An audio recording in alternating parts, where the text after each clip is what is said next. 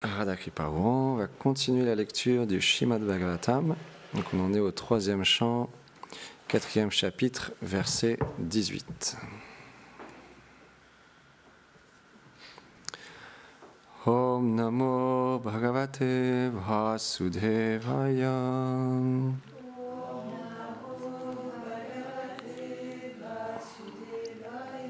Om Namo Bhagavate Vasudevaya.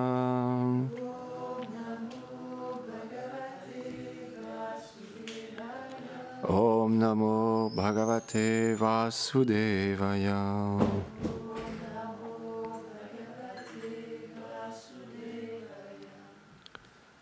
La mélodie, là, c'est Gyanam Param Svatmara Prakasham.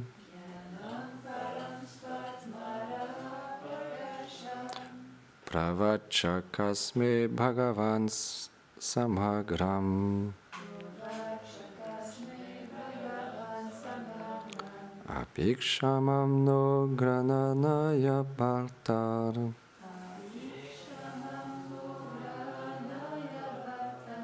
Vande Jasayad Vrijinam Tarema.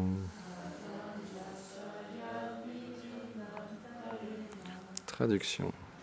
Ô Seigneur, si tu m'en considères digne, s'il te plaît, éclaire-moi avec le Bhagavad Dharma, que tu révélas à Brahma au commencement de la création, et par lequel on surmonte les souffrances des naissances et des morts. Commentaire. Srila Vijayanath Chakravarti Thakur cite Uddhava. Par conséquent, je désire que tu me transmettes la connaissance qui a le pouvoir de détruire ces doutes, ce savoir qui peut résoudre ces contradictions que je viens de t'exposer, qui est inconnu de tous et que tu as promis de me donner. Tu as déjà révélé cette connaissance à Brahma.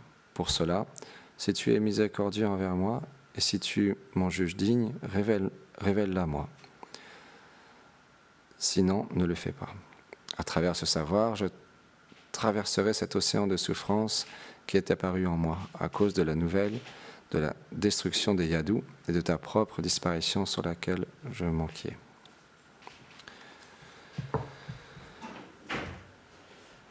Om Aganati Mirandasya Ghanam Janam Sharakaya Shakshum Nilitam Yena Tasmai Shigurave Namaham Namaham Vishnu Padaya Krishna Preshtaya Bhutare Shrimati Bhaktivedanta Swami Nitinamine Namaste Sarasvati Deve Gauravani Pracharine Nirvishesha Shunyavadi Pashyatya Deshatarine Jai Shri Krishna Chaitanya Prabhu Nityananda Shri Advaita Gadadhar Shivasadi Gaura Bhakta Vrinda Hare Krishna Krishna Krishna Hare Hare Hare Rama Rama Rama Hare Hare Vrindaye Tulasi Devyaye Priyaye Keshava Sacha Krishna Bhakti Pratidevi Satyavate Namo Namaha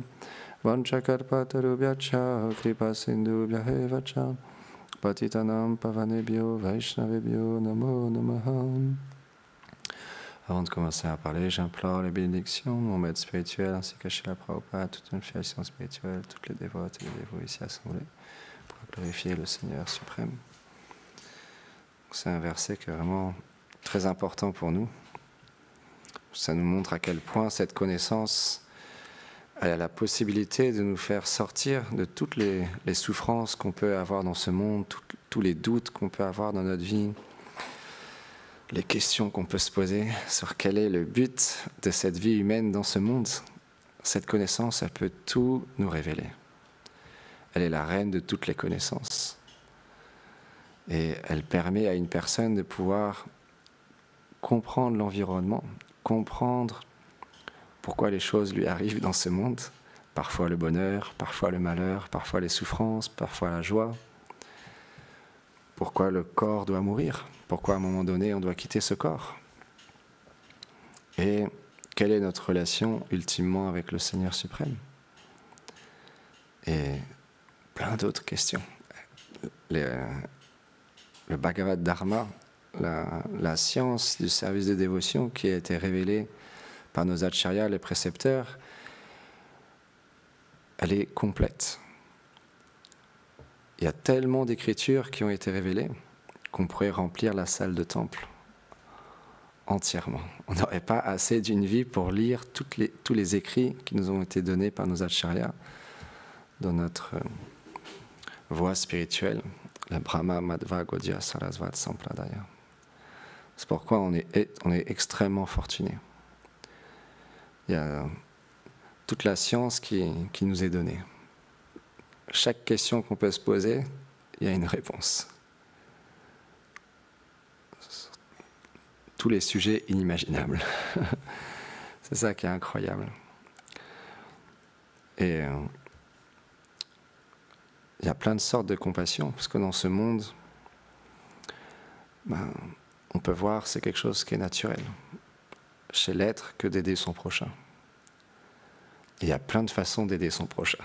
On peut voir, il y a tellement de personnes qui ont mis en place des orphelinats, des écoles, des lieux de refuge pour les personnes qui n'ont pas d'habitation, qui donnent à manger aux gens quotidiennement ou régulièrement, ou des gens qui marchent dans la rue, qui donnent une pièce à quelqu'un qui demande de l'aide, ou des personnes qui vont donner des couvertures, qui vont soigner des gens, qui vont construire des puits ou planter des arbres, parce que malheureusement, à travers le temps, il y a beaucoup de déforestation, et donc il y a un besoin aussi de planter des arbres à travers le monde. Et donc il y a des gens qui sont soucieux de ça et qui font ça. Et il y a beaucoup d'associations qui ont été créées pour ça. Et toutes ces choses sont extrêmement importantes et sont extrêmement positives pour le monde entier. Mais il y a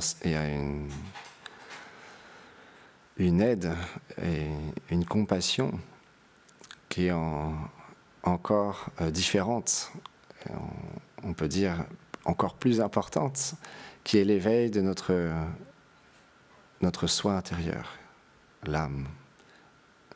C'est pourquoi on considère Srila Prabhupada comme le plus grand de tous les bienfaiteurs.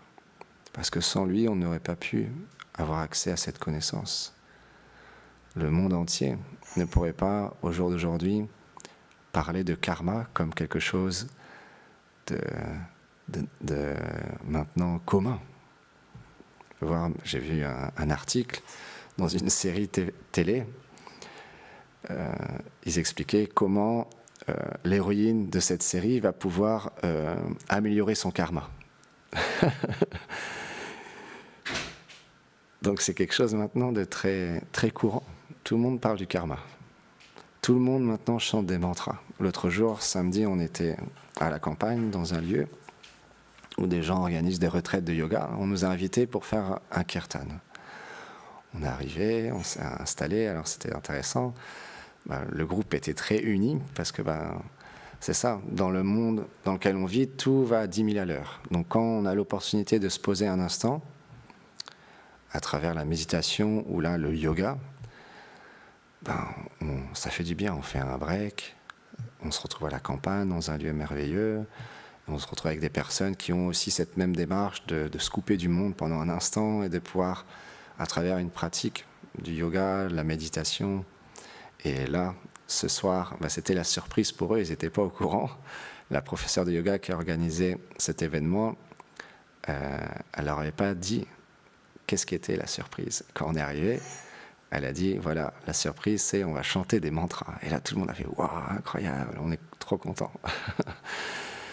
Et donc là, Radha, elle a commencé à parler, expliquer ce que c'est les mantras.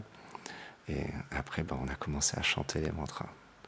Et plus on chantait, plus les gens ils commençaient à danser, assis, à fermer les yeux, méditer, et à prendre plaisir à chanter les mantras. On pouvait voir sur le visage des gens, il y avait une félicité, il y avait quelque chose de personnel qui leur appartenait, mais on voyait qu'ils ressentaient quelque chose à chanter les mantras. Pour la plupart, ils chantaient peut-être les mantras pour la première fois. Mais le nom du Seigneur suprême est tellement puissant que même s'ils n'ont pas la pleine connaissance totale de qu'est-ce que veut dire chaque mantra qu'ils chantaient, ils ressentaient une félicité. Parce que c'est ça. L'autre jour, on parlait comment sortir du cycle des morts et des renaissances. Comment échapper au karma.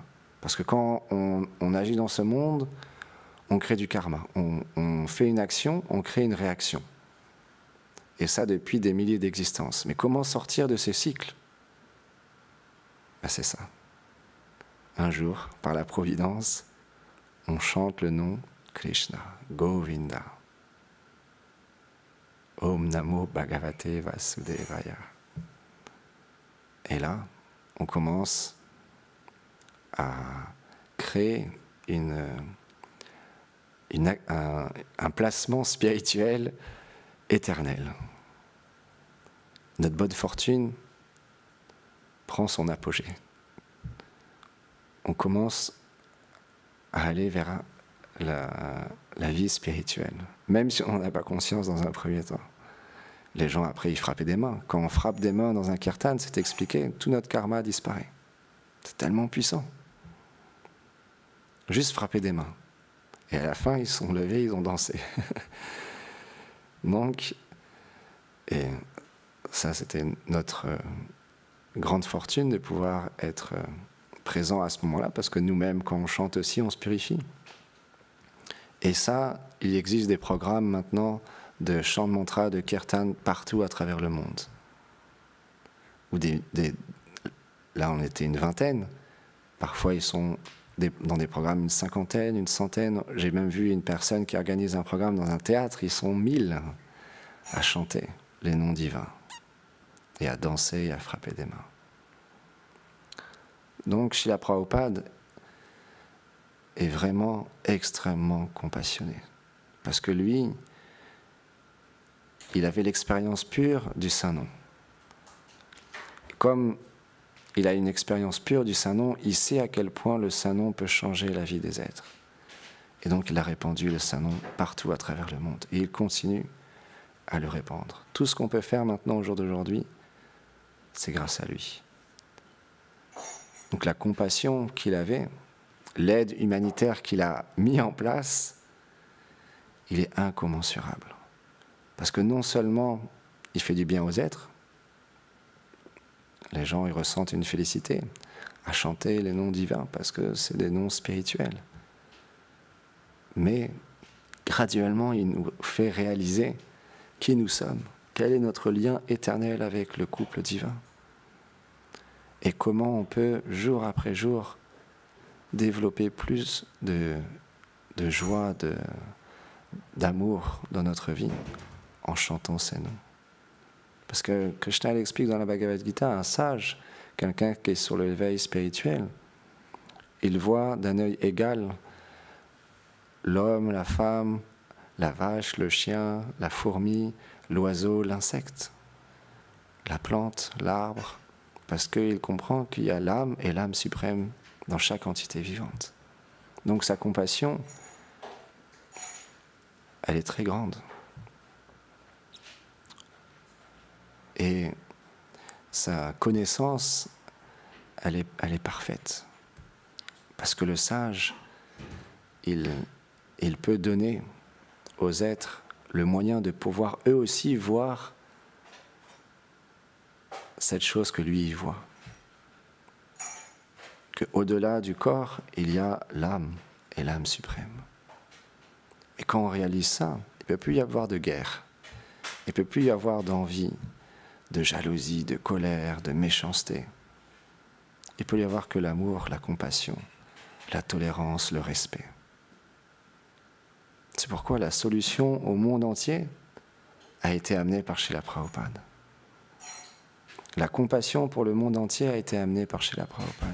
Parce que quand on rentre en contact avec cette connaissance et que graduellement on la met de plus en plus en pratique dans notre vie, alors on devient un sage. Graduellement on devient un sage. Comme Gurudev nous le dit souvent, comme tous les acharyas nous le disent souvent, il faut être patient. C'est pas que ça se fait en claquement de doigts, qu'on lit la Bhagavad Gita une fois, si on a beaucoup d'activités spirituelles des vies passées, ce qu'on appelle Sukriti, que ce n'est pas la première vie qu'on rentre en contact avec cette connaissance, oui, quand on va lire, tout de suite, ça va nous amener dans une plateforme où on va chanter le nom, on va directement se connecter à notre soi intérieur, à Dieu directement, on va être compassionné envers les êtres d'une manière extrêmement puissante, parce qu'on va voir la vérité chez les êtres. Quand quelqu'un y voit notre vérité, mais on ressent tellement d'amour pour cette personne. Parce que dans notre situation, on a des limitations, on a des imperfections. Mais quand quelqu'un y voit la vérité chez nous, alors on se connecte à notre éternité, à notre beauté éternelle, à notre réelle identité. Prabhupada, il était expert à mettre en puissance. Pourquoi? Parce qu'il était expert à avoir le potentiel en chaque entité vivante de servir le couple divin. C'est ça la puissance d'un acharya, d'un sage, d'un sadhu, quelqu'un qui vit ce qu'il dit et qu'il met en pratique tous ces enseignements qu'il a lui-même reçus de ses maîtres spirituels. Prabhupada n'est pas un être ordinaire, il est un envoyé du Seigneur suprême de Shri Radha et Krishna pour sauver le monde entier. Comme Srila Bhakti Lakshak Sriladev Goswami Maharaj, il expliquait, il est Nityananda Haresh. Il était mis en pouvoir par le Seigneur Nityananda pour répandre les gloires de Shri Chaitanya Mahaprabhu, du couple divin Radha et Krishna dans le monde entier. Il a été choisi pour ça. Il est descendu pour ça. C'est ce qu'on appelle un Nityasiddha. Quelqu'un qui est une âme éternellement libérée, qui vient de la demeure transcendantale du Seigneur suprême. Et quand il vient, c'est très puissant. Parce qu'il a une mise en pouvoir qui est incomparable. On ne peut pas comparer Srila Prabhupada à une autre personne. Parce qu'en plus de donner cette connaissance au monde entier, de donner les saints noms au monde entier, tout est inclus. Parce qu'il y a aussi des écoles qui ont été créées pour donner la possibilité aux êtres, aux enfants, d'apprendre le français, les mathématiques, mais aussi d'apprendre dès leur plus jeune âge la Bhagavad Gita, le Srimad Bhagavatam, chanter des beaux kirtans, danser, cuisiner. Il y a des lieux comme ça, ce qu'on appelle les Gurukul, où les enfants, dès leur plus jeune âge, sont amenés, comme Srila Prabhupada disait, à devenir des gentlemen, des personnes qui peuvent vraiment aider le monde entier, par leur exemple, avec humilité, mais avec conviction que ce que Srila Prabhupada nous a donné, c'est le savoir le plus parfait, qui peut nous amener à atteindre la perfection et qui peut sauver le monde entier. Parce que si on met en pratique cette connaissance, il n'y aura plus de frontières, il n'y aura plus de possibilité de détruire la terre comme on le fait. Parce que, comme Srila Prabhupada disait, une vie simple avec de hautes pensées. Donc si on met en pratique, il n'y aura plus besoin d'autant de biens matériels, de choses qui font en sorte que la Terre, la planète, l'océan se détériorent à cause de nous. Parce qu'on consomme plus que ce qu'on a besoin. On produit plus de plastique, de vêtements et toutes sortes de choses qui est nécessaire. C'est pourquoi cette connaissance, elle est extrêmement importante. Et même si on est amené parfois à rencontrer une certaine opposition, c'est pas grave, c'est normal. Parce qu'en même temps, pour comprendre cette connaissance, il faut être miséricordieux envers soi-même et il faut avoir une humilité, une approche de cette connaissance avec un verre vide. Comprendre que oui, on a appris plein de choses, on a une certaine connaissance, on a une certaine position dans ce monde. Mais cette connaissance qui nous a été là aujourd'hui donnée, des sages qui sont des âmes réalisées, qui ont une intelligence parfaite, qui ne font pas d'erreur. Tout ce qu'ils disent, c'est parfait. Quand on rentre avec cette connaissance, avec une bonne attitude, alors là, notre vie, elle peut vraiment changer. Et chez la Prabhupada, il nous a demandé de partager cette connaissance, de partager les saints noms et de partager les restes du Seigneur sous forme du prashad. Pourquoi ?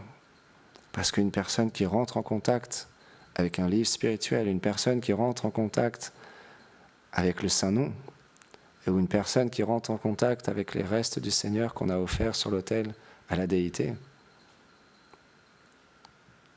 le jour où cette personne rentre en contact avec une de ces trois choses, elle a obtenu le gain le plus grand dans sa vie. À ce moment-là, elle a obtenu ce qu'il y a de plus important dans sa vie, même si on n'en a pas conscience.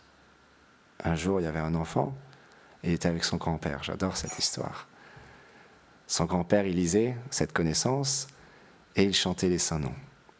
L'enfant, son petit-fils, il est venu le voir, il a dit « Mais grand-père, tu fais ça tous les jours, mais à quoi ça sert ? Franchement, à quoi ça sert ? Moi, j'essaye là maintenant, je me suis mis à faire comme toi, parce qu'un enfant, ça imite les parents ou le grand-père. Mais je ne comprends pas. Qu'est-ce qu'il y a de si important à faire ça tous les jours ? Et le grand-père, il lui a dit, là, il y a un panier en osier, avec lequel je ramasse du bois.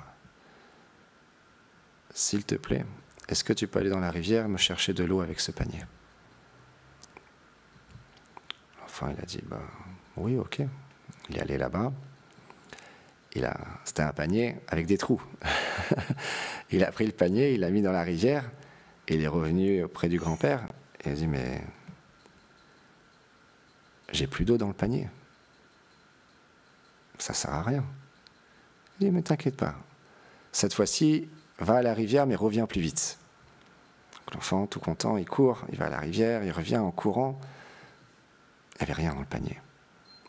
Le grand-père, je ne comprends pas, ça ne sert à rien ce que tu me demandes de faire. T'inquiète pas, fais-moi confiance. Retourne à la rivière et reviens cette fois-ci encore plus vite. Donc l'enfant, de toutes ses forces, et là il revient et il est fatigué. Il dit, grand-père, j'en ai marre. Je ne veux plus aller à la rivière chercher de l'eau avec ce panier, ça ne sert à rien. Et là le grand-père lui dit, mais regarde, avant que tu ailles à la rivière, ce panier il était tout sale. Regarde comme il brille maintenant. Tu vois, ça ne sert pas à rien. Et de la même manière, quand tu lis, quand tu étudies ces livres, quand tu chantes les saints noms, bien que tu n'en aies pas conscience, il y a un effet en toi qui se passe. C'est pourquoi continue. Tous les grands sages nous ont expliqué, spécialement Srila Rupa Goswami, qu'on doit être déterminé, mais patient. De revoir les deux en même temps. Comme Gorananda a expliqué hier, c'est une philosophie qui est inconcevable. C'est quand on rentre en contact avec cette philosophie, par notre propre intelligence, c'est difficile à comprendre. Les points sur le Seigneur suprême, sur le temps, l'espace-temps entre les âges, tout est expliqué, la cosmologie, etc. Tout est expliqué. Mais avec notre intelligence, le nombre de jivas qu'il y a dans ce monde, c'est incommensurable, et que chaque jiva a une relation personnelle avec le Seigneur suprême. Et ça, c'est juste sur cette planète. Que dire sur toutes les autres planètes? Vous prenez juste 1 mètre carré de terrain, vous creusez, vous allez dans la campagne, on creuse un trou, il y a des centaines d'insectes, de vers de terre, la vie, elle est partout présente. Et chaque entité vivante a une relation personnelle avec le Seigneur suprême. C'est complètement inconcevable. Et le Seigneur, il aime chaque entité vivante. Et dans cette relation d'amour qu'il a avec chaque entité vivante, on ressent une joie incommensurable à servir le Seigneur dans notre relation éternelle. Et lui, il est satisfait d'une manière personnelle avec nous, dans notre sentiment. Et ça, peu importe la relation que l'on a, qu'on soit Dasya, Sakya, Vatsalya, Madhurya, peu importe. Ou qu'on soit présent à Vaikunta ou à Ayodhya, peu importe. Notre éternité, on sera pleinement satisfait dans notre relation avec le Seigneur suprême, et ça, on doit en être sûr. Si nous n'avons pas encore fait personnellement l'expérience de notre pleine réalité, des grands sages, des grands Vaishnavas ont fait cette expérience. Et dans cette expérience, ils nous ont laissé, avec toute leur humilité, par grande compassion, grande fortune, pour nous montrer quelle est cette expérience qu'ils vivent au quotidien. Et ils nous ont laissé des écrits où ils décrivent quelle est cette expérience. Et quand on lit avec une bonne attitude, alors ça nous emporte très très loin, au-delà de ce monde. Et c'est ça qu'on cherche, ultimement. On ne veut pas mourir. Personne ne veut mourir dans ce monde. Vous demandez à quelqu'un dans la rue, est-ce que tu veux mourir tout de suite? Si tu veux, là, tout de suite, tu meurs. Est-ce que tu désires mourir? Personne ne va dire non. Est-ce que tu veux mourir dans 1 an? On va dire, non, je n'ai pas envie de mourir dans 1 an. Dans 10 ans. Est-ce que tu as envie de mourir dans 10 ans? Jour pour jour, dans 10 ans, tu meurs. Non. Est-ce que tu vas être triste? Est-ce que tu vas être triste jusqu'à la fin de tes jours? Ben non. Donc, la réelle connaissance nous amène à être heureux jusqu'à la fin des temps et à ne jamais mourir. Parce que quand on est dans notre forme éternelle, on est pleinement satisfait à chaque instant parce qu'on est dans notre relation naturelle, éternelle avec le couple divin. Donc, dans cette situation, on est pleinement satisfait. Et cette satisfaction, elle n'est pas égoïste, où on prend plaisir pour nous. On prend plaisir à donner du plaisir au Seigneur suprême. C'est ça l'amour. Dans ce monde, l'amour est mal compris. On pense, ou le bonheur est mal compris. On pense qu'on va être heureux en prenant du plaisir pour nous. Plus on va prendre du plaisir pour nous, plus on va accumuler des choses, des biens matériels, et plus on va être heureux. Mais c'est la nature contraire de l'âme. La nature de l'âme, c'est de donner du plaisir au Seigneur suprême. Et donc, quand on est dans le service, on est pleinement heureux. Combien de fois on a pu expérimenter où il y avait un festival, toute la journée on a été engagé non-stop dans le service. Bien qu'il y ait la fatigue physique, à l'intérieur il y a une telle joie. Parce que quand on sert, on est dans notre fonction naturelle, en tant que serviteur. Nous sommes tous des serviteurs. C'est pourquoi retrouver cette position de serviteur est la compassion la plus grande que nous ont donnée nos acharyas. Et nous, en tant qu'apprentis, on désire aussi être compassionnés envers nous-mêmes. Comme Gurudev le dit souvent, la compassion, elle commence avant tout envers nous-mêmes. Ça veut dire continuer à apprendre à devenir un serviteur, continuer à chanter les saints noms, à lire, à entendre les Vaishnavas, à parler sur les sujets spirituels et être compassionné envers les autres, en organisant des choses, en organisant des festivals ou en partageant cette connaissance, les saints noms, le prashad. Il y a plein de moyens différents maintenant, c'est illimité, comme Gorananda a expliqué l'autre jour, avec Internet, avec YouTube, avec tellement d'outils maintenant, même on peut faire du rap pour Krishna, il y a tellement d'outils qui peuvent être mis en place pour faire quelque chose, pour s'éveiller soi-même à notre réalité et éveiller les autres aussi à leur réalité. C'est pourquoi on est tellement, tellement fortunés. Même si on n'en a pas conscience, comme ce petit enfant, parfois on oublie. Parce que notre mental, c'est parfois notre meilleur ami, parfois notre pire ennemi. Et on oublie parfois cette bonne fortune qu'on a de pouvoir vivre ensemble, s'entraider et avancer sur ce chemin spirituel. Go Premanande Haribol.